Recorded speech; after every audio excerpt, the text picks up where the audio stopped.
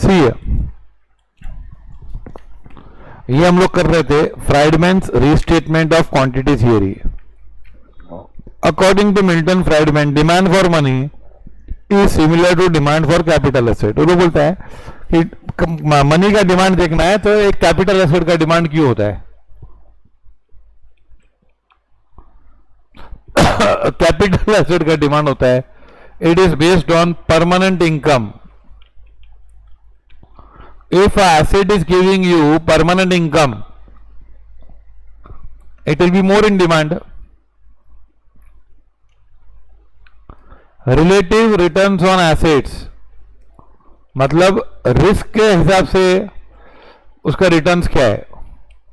अगर रिस्क कम है और रिटर्न्स ज्यादा है कंपैरेटिवली तो उसका डिमांड ज्यादा होगा। According there are 4 determinant for demand for money. First what it says, demand for money is based on permanent income. Now see here, ये तुम लोग को मैंने बताया था क्या? Permanent income and discounting rate determines total wealth of a person. अभी इसकी थियरी क्या है देखो, अगर कोई एसेट से परमानेंट इनकम होगा, एफएम में अभी भी किया, और डिस्काउंटिंग रेट से उसकी वेल्थ मालूम पड़ेगी ना। अगर एक एसेट हमको 10 करोड़ रुपए हर साल देता है, 1 करोड़ रुपए हर साल देता है, तो उसकी हम लोग डिस्काउंटिंग करेंगे तो उसकी टोटल वैल्यू मालूम पड़ जाएगी एसेट की। Suppose permanent income of an asset is 1 lakh, rate of discounting is 8%, तो 8% है तो उस एसेट की वैल्यू होगी 12,50,000। अब total demand for cash depends upon total wealth. If you have more total wealth you will have more cash. ये theory है भैया, हम एग्री नहीं करते इससे, लेकिन है थियरी है, उसका नाम आ गया उसमें। तो वो क्या बोल रहा है वो देखने का है, हम क्या चाहते हैं वो नहीं सोचना है, बस हमको वो लिखना है कि वो जो बोल रहा है। हाँ, तो demand for cash depends upon total wealth. तो permanent wealth, permanent income determines permanent wealth and wealth determines what? Demand for money. अगर आपकी वेल्थ ज्यादा होगी तो पैसा ज्यादा रखोगे, वेल्थ कम होगी तो वेल्थ किस पे डिपेंड है? परमानेंट इनकम पे। सो permanent income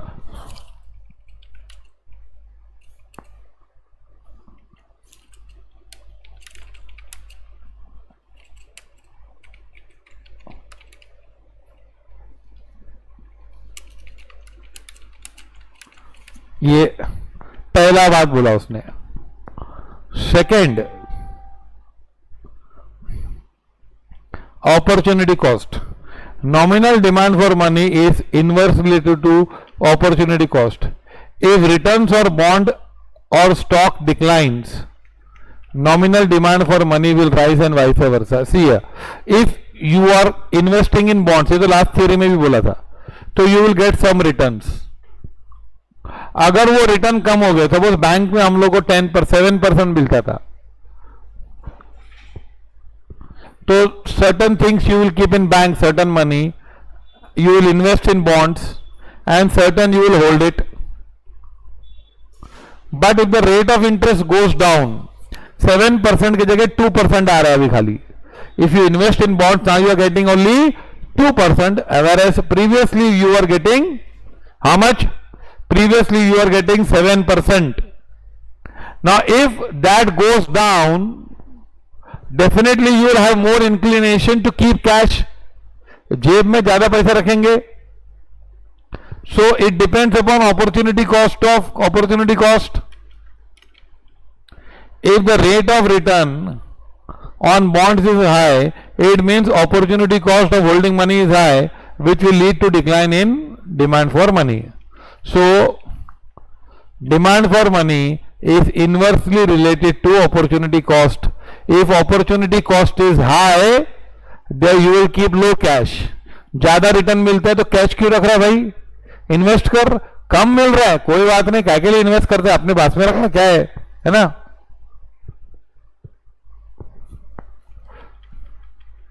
inflation. During inflation, there is a fall in the real value of money as purchasing power of money declines during the period of inflation. Thus, during inflation, there is less demand for money as people will convert money into assets. क्या होता है? Inflation में सब चीजों के भाव बढ़ जाते हैं. तो अगर तुम लोग कैश होल्ड करोगे तो suppose you are having 1 crore, तो 1 करोड़ में 2 BHK आ रहा था, 2 बेडरूम हॉल किचन आ रहा था. अगर ऐसे ही कैश रखा और भाव बढ़ते गए तो एक दिन 1 करोड़ में 1 BHK आएगा और एक दिन 1 करोड़ में सिर्फ 1 रूम किचन आएगा. तो ऐसे स्थिति में आप क्या करोगे? इन्फ्लेशन है तो what you will do? Will you keep hold cash और will you convert that into some other assets so that वो एसेट की प्राइस बढ़े तो हमारा भी बढ़ जाए story. During inflation there is fall in the real value of money. No,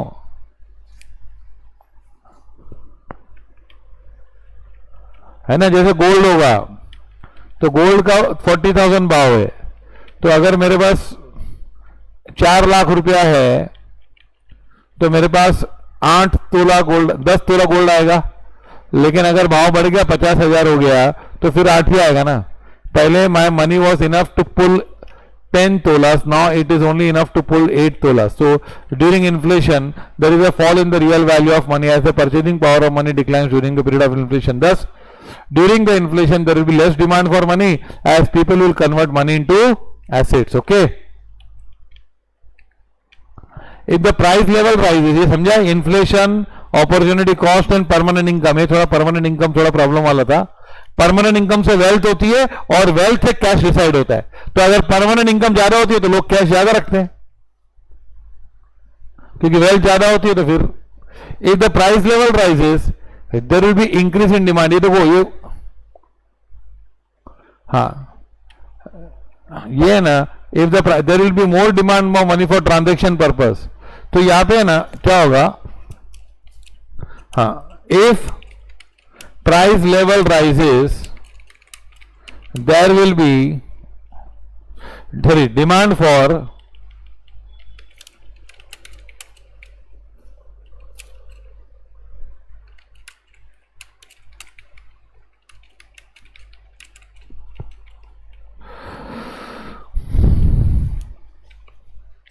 transaction motive. अब है ना, हाँ सुन, ये प्रॉब्लम है. अभी यहां पे क्या लिखा है, इन्फ्लेशन होगा ना तो there will be less demand for money. लिखा है कि नहीं? क्या लिखा है? During inflation there will be less demand for money बोला है कि नहीं? हाँ, फिर यहां पे बोला है कि अगर price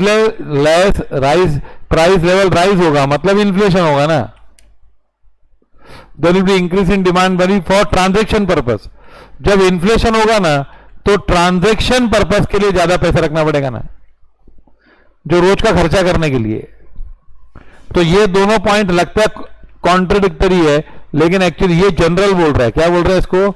general demand for money. This point number 3 speaks about general demand for money, कि इन्फ्लेशन में लोग ज्यादा पैसा रखना पसंद नहीं करेंगे, लेकिन ट्रांजेक्शन पर्पस के लिए ज्यादा रखना पड़ेगा, है ना? समझा ये दोनों में फर्क?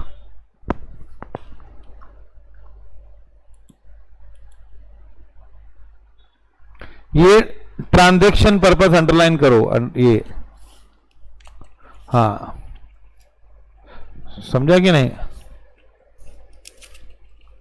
Point number 3 and 4 are not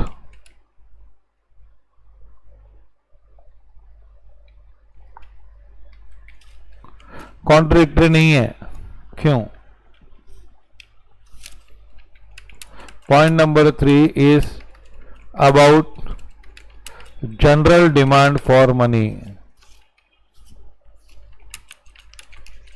and point number 4 is about transaction motive. Demand for money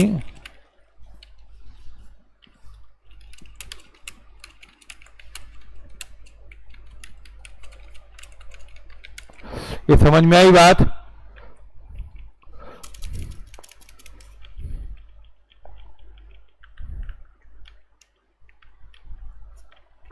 follow this.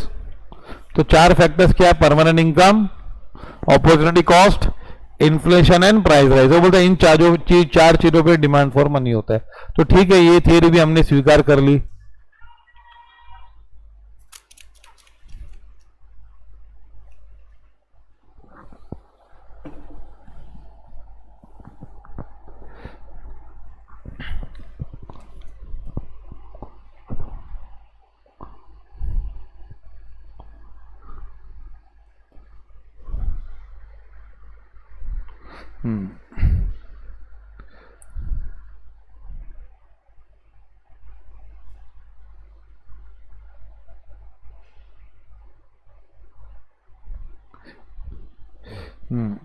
समझ गए पूरा?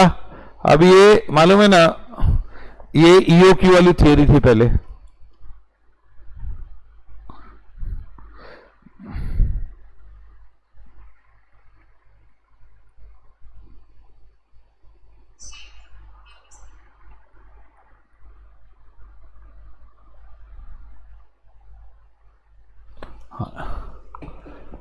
और ये था फ्राइडमैन्स रीस्टेटमेंट। अब है ना, ये टॉबिन्स, ये टॉबलिन लिखा है गलती से, Tobin's theory of demand for money. ये छोटी सी थियरी है। टॉबिन्स आर्टिकल लिखना बाकी है, ये लिखना ना, हाँ लिख दो, चलो कोई बात नहीं।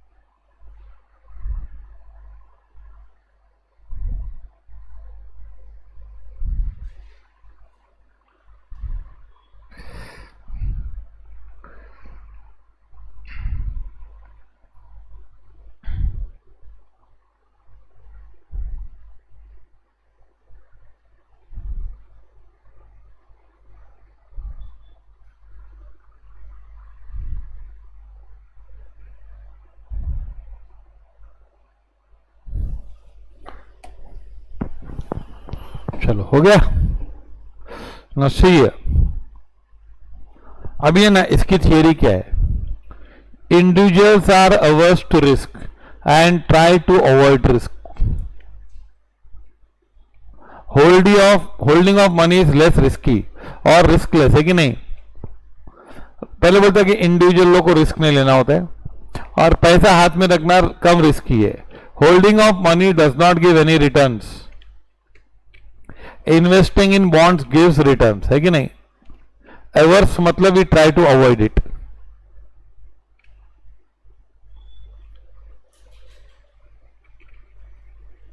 Averse means trying to avoid.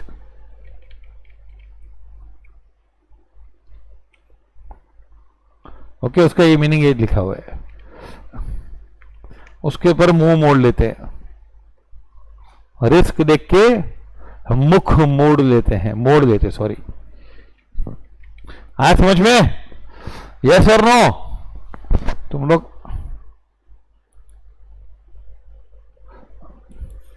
आवाज बंद कर लेते हो अपनी, तुम लोग। देखो, होल्डिंग, अच्छा, investing in bonds gives return, holding, however investing in bonds has element of risk as the bonds are subject to price volatility where holding of money does not possess any such risk, है कि नहीं? भाई risk क्या है? पैसा रखोगे तो risk नहीं है, बॉन्ड में इन्वेस्ट करोगे, हाँ रिटर्न मिलेगा, लेकिन रिस्क है। जैसे if you are having a ship, तो if the ship is at the coast, एकदम किनारे पे है कि शिप, वोलेटिलिटी मतलब चेंज इन प्राइस, बदलाहट फटाफट चेंज होता है ना, ऊपर नीचे आता है, दैट इज कॉल्ड वोलेटाइल। मालूम है ना, केमिस्ट्री में पढ़ा था वोलेटिलिटी। कोई कोई केमिकल वोलेटाइल होता है, मतलब ठीक है अभी समझ लो, कोई बात नहीं। वोलेटाइल ऊपर नीचे आता है, फॉलो दिस। अब है ना, बॉन्ड्स में रिस्क है, as bonds are subject to price volatility, where holding money does not possess any risk. पैसा हाथ में कोनो रिस्क नहीं, पैसा इन्वेस्ट किया रिस्क है लेकिन रिटर्न मिलेगा। जैसे a ship is anchored at the shore, किनारे पे लगा दिया शिप बांध के, तो क्या करेंगे, उसमें रिस्क कुछ नहीं ना। अब तो डूबने का कोई डर नहीं, लेकिन कुछ पैसा भी नहीं मिलेगा ना, रिटर्न भी कुछ नहीं है। हाँ, लेकिन तुम जाओगे दूर दूर सामान लेके, आदमियों को लेके, तो शिप डूबने की चांस भी है।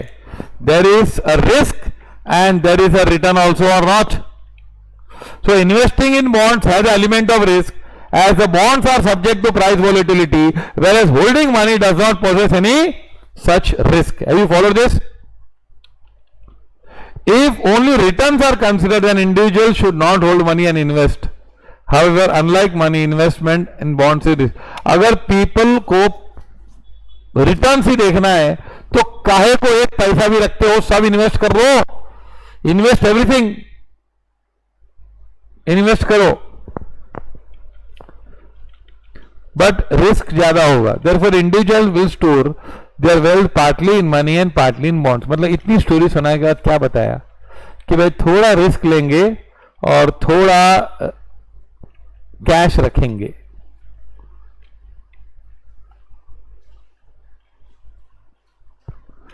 Rational behaviour of risk averse individuals.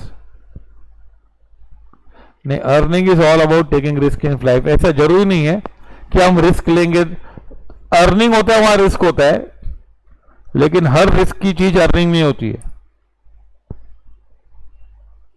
अब देखो बताता हूं, हाँ ऐसे बहुत सारे लोग गलत सोचते हैं फिर कि हर जगह जहां रिस्क होता है ना वहां रिटर्न होगा, जरूरी नहीं है। मैं जाके बिल्डिंग पे छत के ऊपर दीवार पे पैराफिट वॉल पे जाके खड़ा रह जाऊंगा तो उसमें मेरा अर्निंग है क्या कुछ? लेकिन रिस्क में अर्निंग कुछ नहीं है। हाँ अर्निंग होता है तो वहां हम रिस्क एक्सेप्ट कर सकते हैं कुछ हद तक। We may ready to accept risk if there is earning, but that too in a limit. ऐसे तो फिर जुआ खेलना सबसे अच्छा है।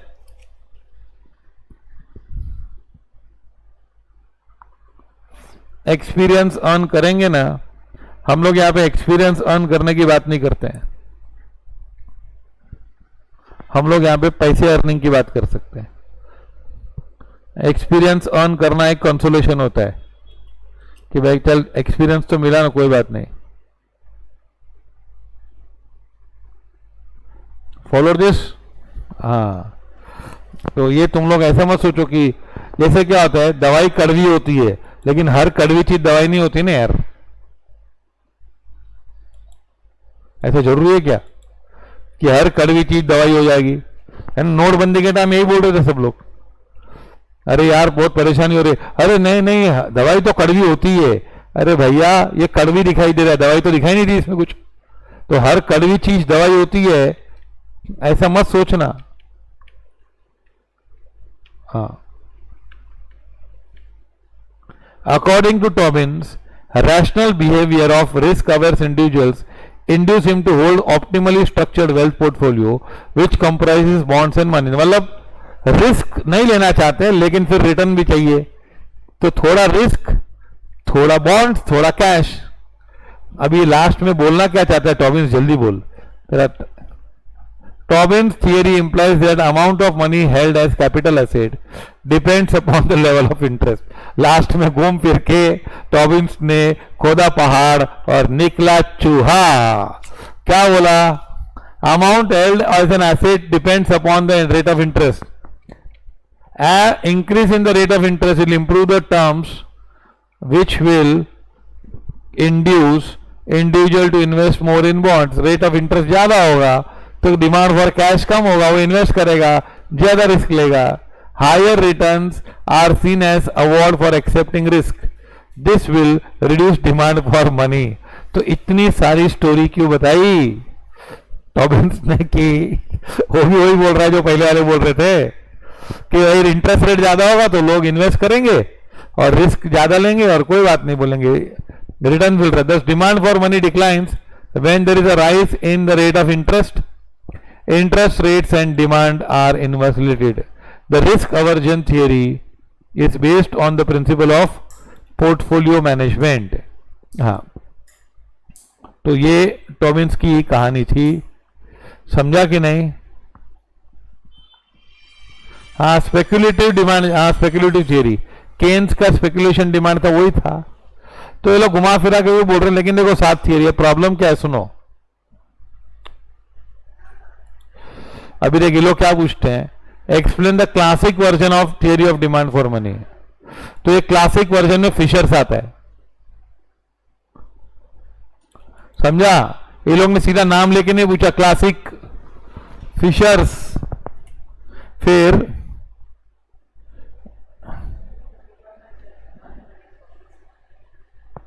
एक क्वेश्चन नियो क्लासिक पूछा.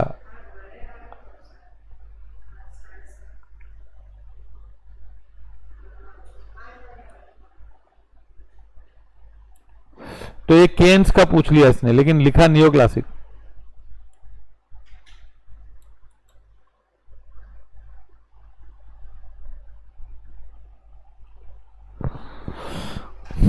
हाँ चलो ये पढ़ो क्लासिकल थियरी. देखो क्या क्या सवाल पूछे गए इसमें. एक्सप्लेन क्लासिकल वर्जन, तो ये कौन सा है? आरटी में पूछा है.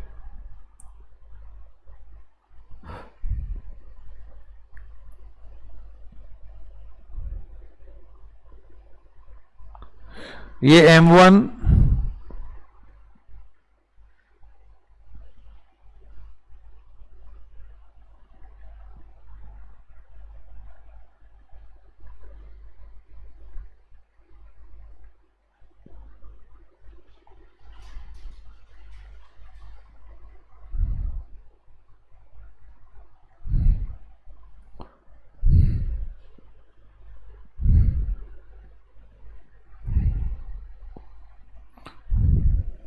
देखो इसमें है ना, पहले था क्लासिकल थियरी. क्या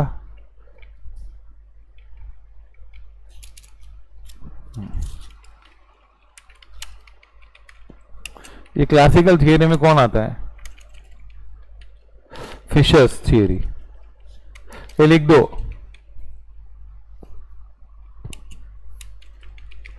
फिशर्स थियरी आती है भैया क्लासिकल में. तो क्लासिकल में फिशर्स थियरी आती है. तो फिशर क्या बोल रहा था? MV is equal to PT. बाद में उसने मॉडिफाई किया है ना. तो फिर क्या बोला? If M is supply of money, V is velocity of money. मैंने बताया ना कितनी बार पैसा घूमता है. P is price level and T is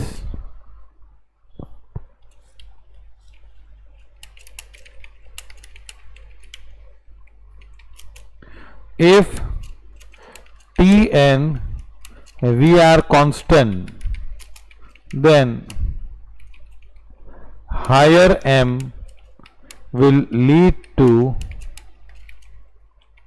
higher P. मतलब इफ मनी सप्लाई राइजेस तो क्या होगा?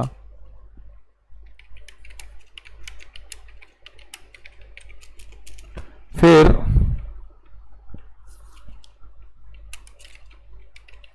नियो क्लासिकल में कौन आता है? हाँ, नियो एक क्लासिकल थियरी फिशर्स की, लिख दो ये स्टोरी पहले।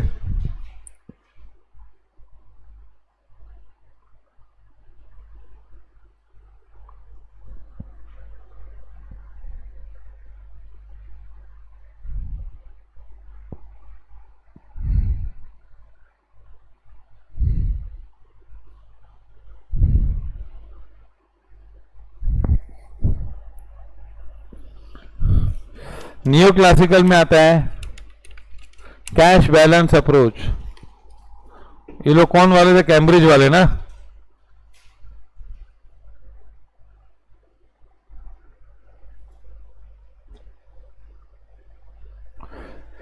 कैम्ब्रिज वाले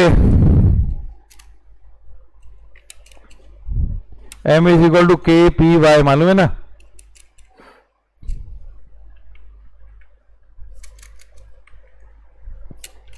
Y is real income, that is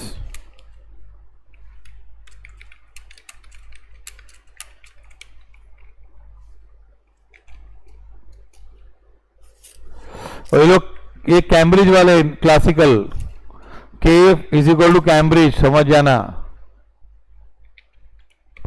ये लोग ने जानबूझकर नाम डाला के।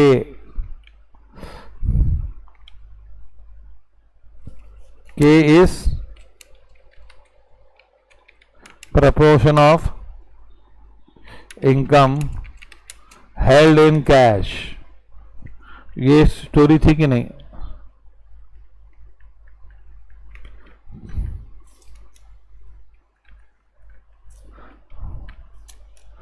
फिर उसके बाद थी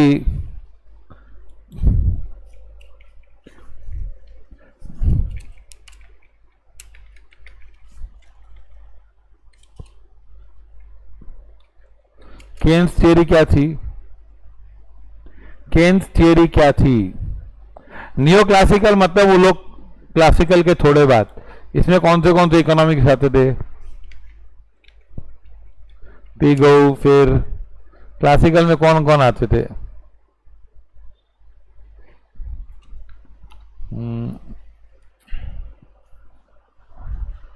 भूल गया मैं नाम।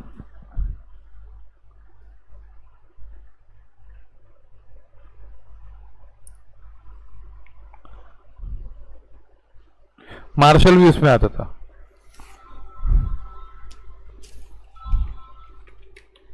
एकदम झुने नहीं, मतलब फिशर क्लासिकल में आता था। अरे मैंने इधर लिख दिया क्या? सॉरी सॉरी, ये गलत जगह लिख दिया। ये इधर आता था, ये लोग गलत जगह घुस गया। मार्शल नियो क्लासिकल है। अबे ना, ये लोग ऐसे सवाल पूछना नहीं चाहिए क्लासिकल, सीधा नाम लेकर पूछना चाहिए ना। ये एग्जाम में पूछ लिया इसने। अब देखिए बताओ लोग कितने होशियार है। देख आरटीपी में ना ये सवाल था। आरटीपी एग्जाम के पहले आती है ना, नवंबर 19 में क्या था? Classical version. एग्जाम में क्या पूछा? थोड़ा साइड करके नियो क्लासिकल वर्जन। एग्जाम में आरटीपी नहीं लिखा है ना। हाँ, तो यहां पे आप कौन सी थ्योरी लिखोगे? Cash balance approach. क्या?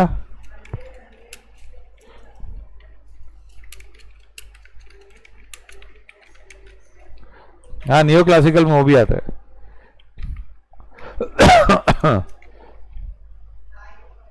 फिर ये केन्स की थियरी पूछी है। Answer the following questions. फिर क्या था? बाउमल एंड टॉबिन था, फिर फ्राइडमैन था, फिर खाली टॉबिन था। और कुछ था क्या बीच में? देख केन्स के बाद केन्स ने बताया transaction motive, precautionary motive and speculative motive. ये केन्स खत्म हुआ। फिर कौन आया? टॉबिन। ये इन्वेंटरी अप्रोच, ईओक्यू वाला। फिर Friedman permanent income, opportunity cost, inflation and price level. Price level में खाली ट्रांजैक्शन पर्पस के लिए। और फिर ये टॉबिन आया वापस, वही स्टोरी बोला उसने। समझा ये चैप्टर पूरा?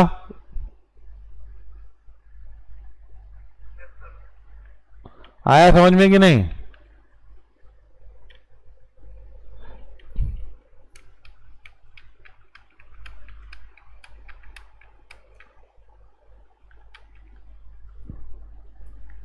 Follow this.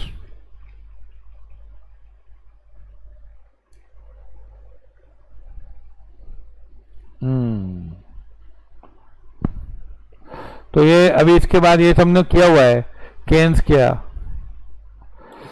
वो बॉन्ड्स का मैंने पूरे समझाया था, पूरा लिखा भी है तुम लोग वापस। Market rates and value of the bonds are inverse related.